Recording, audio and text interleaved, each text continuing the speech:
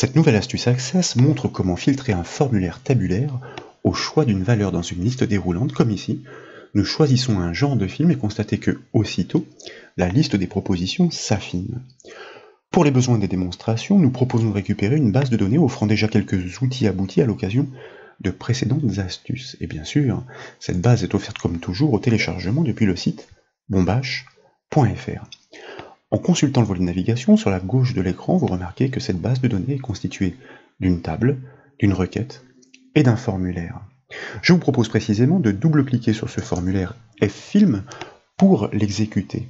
En mode tabulaire, il énumère les films recensés dans la table T-Film. Il a été construit à partir de la requête R-Film. Cette dernière exploite la fonction Access Choisir pour traduire les catégories numériques, celles de la deuxième rangée, dans leur équivalent textuel, ceux de la troisième rangée.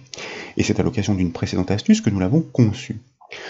Pour atteindre l'objectif de cette nouvelle astuce, nous devons ajouter une liste déroulante dans l'entête de ce formulaire. Elle doit proposer de choisir l'une des catégories de films. Et à validation de ce choix, le formulaire doit réactualiser ses résultats pour ne restituer que les films du genre désigné comme nous l'avons vu précédemment.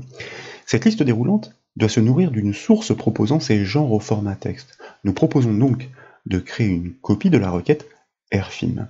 C'est pourquoi, dans le volet de navigation, je vous propose tout d'abord de cliquer droit sur cette requête RFilm, dans le menu contextuel de choisir la commande copier, puis de cliquer de nouveau avec le bouton droit de la souris, mais cette fois-ci sur un emplacement vide du volet de navigation, et cette fois de choisir la commande coller. Si bien qu'une invite se propose pour que nous puissions renommer explicitement cette requête, je vous propose R_list, R pour requête, liste pour la liste déroulante, nom que nous pouvons valider avec le bouton OK de la boîte de dialogue, si bien que notre requête copiée apparaît bien dans l'énumération de notre volet de navigation. Ensuite, je vous propose à gauche du ruban accueil de cliquer sur la flèche du bouton affichage dans la liste des propositions, de choisir le mode création pour basculer dans la vue en conception du formulaire. Puis, dans la section contrôle du ruban contextuel création, nous allons sélectionner le contrôle zone de liste déroulante en cliquant dessus, afin de pouvoir ensuite le tracer dans l'entête du formulaire sous forme de rectangle et à droite de l'étiquette genre. Et aussitôt une boîte de dialogue apparaît. Il s'agit de l'assistant. Son rôle est de simplifier la création de cette liste et de définir la liaison avec sa source de données. Dans cette première étape, nous allons conserver le premier choix coché, puisque nous souhaitons effectivement prélever les informations à partir d'une source, celle de notre requête RList. Donc nous cliquons sur le bouton suivant. Et comme cette source est une requête et non une table, nous allons premièrement cocher la case requête, puis dans les requêtes qui s'affichent au-dessus, nous allons désigner en la cliquant notre requête RList, si bien que nous pouvons cliquer de nouveau sur le bouton suivant. Et dans cette troisième étape, il s'agit de définir quel est le champ de cette requête qui doit nourrir cette liste déroulante. Il s'agit du champ desc_genre, c'est lui qui porte ces désignations au format textuel. Nous le basculons dans la liste de droite avec le bouton à la flèche orientée précisément vers la droite. Ce sont désormais ces informations qui serviront à nourrir la liste déroulante.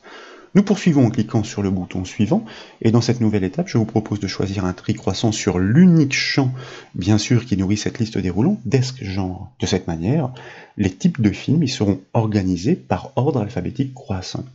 Si bien que nous pouvons encore une fois cliquer sur le bouton suivant. Cette nouvelle étape permet de configurer la largeur de la liste déroulante. Mais ce réglage peut s'opérer en aval par le biais de la feuille de propriété. C'est pourquoi nous choisissons de l'ignorer en cliquant encore une fois sur le bouton suivant. Et là, nous allons conserver la case cochée par défaut.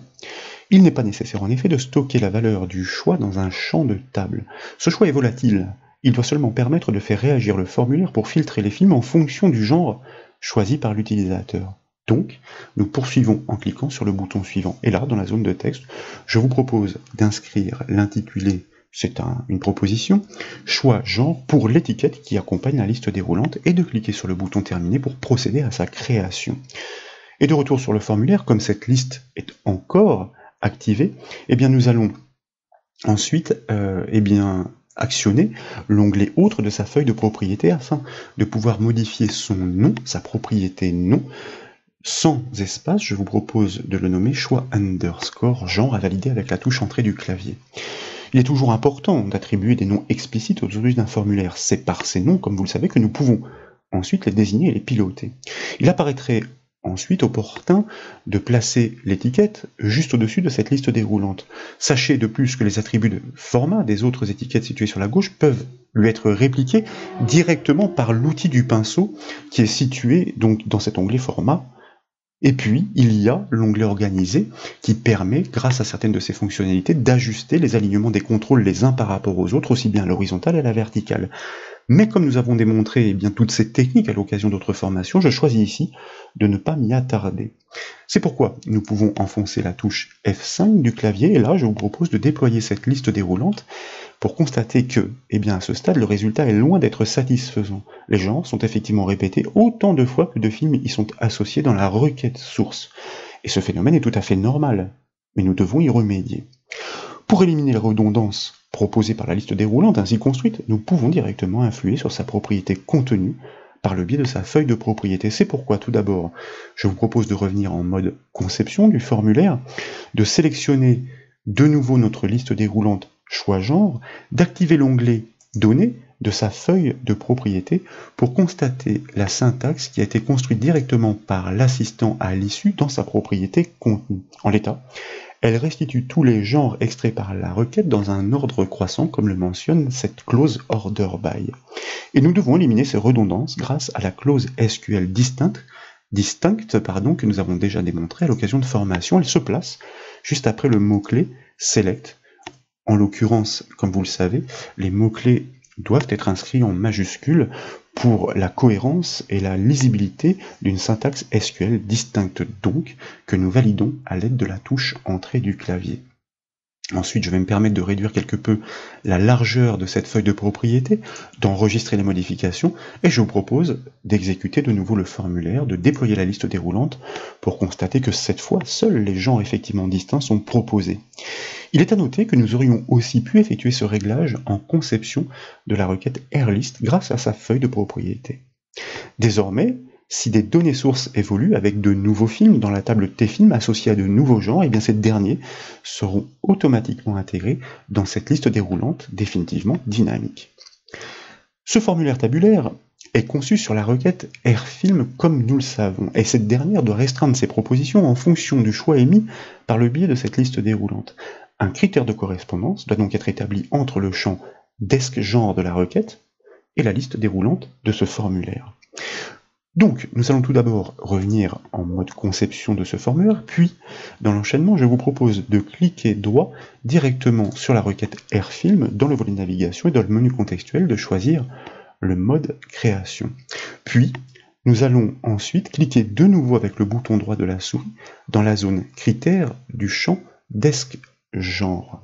Il s'agit du champ que nous avions construit à l'aide de la fonction choisir pour retranscrire en texte les types de films encodés en version numérique. Nous la voyons d'ailleurs juste au-dessus.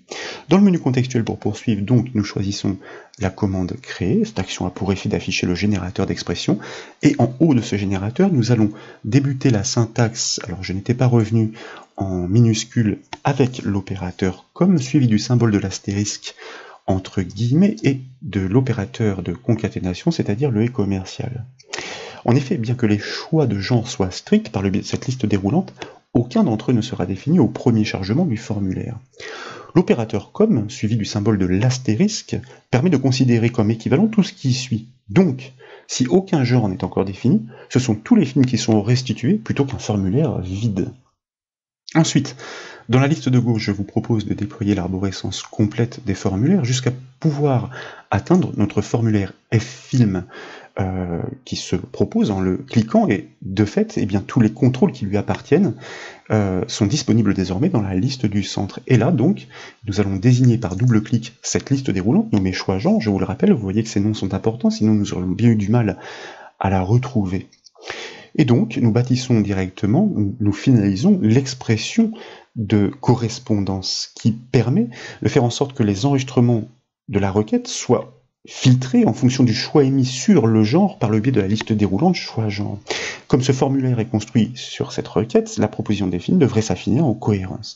Pour le constater tout d'abord, donc, je vous propose de valider la création de cette syntaxe en cliquant sur le bouton OK, d'enregistrer naturellement les modifications de cette requête avec le raccourci clavier CTRL-S par exemple, de fermer cette requête en cliquant sur la croix de son onglet puisque, elle n'est pas destinée à s'exécuter seule, d'exécuter le formulaire, de déployer la liste déroulante et de choisir un type de film. Mais malheureusement, comme vous le constatez, la liste du formulaire ne réagit pas. Mais ce phénomène que nous venons de constater est tout à fait naturel. Nous devons simplement indiquer à Access de réagir lorsque l'utilisateur émet un choix par le biais de la liste déroulante. En d'autres termes, il doit actualiser les enregistrements de sa source, c'est-à-dire la requête AirFilm, sur l'événement de ce changement de valeur. La procédure est triviale.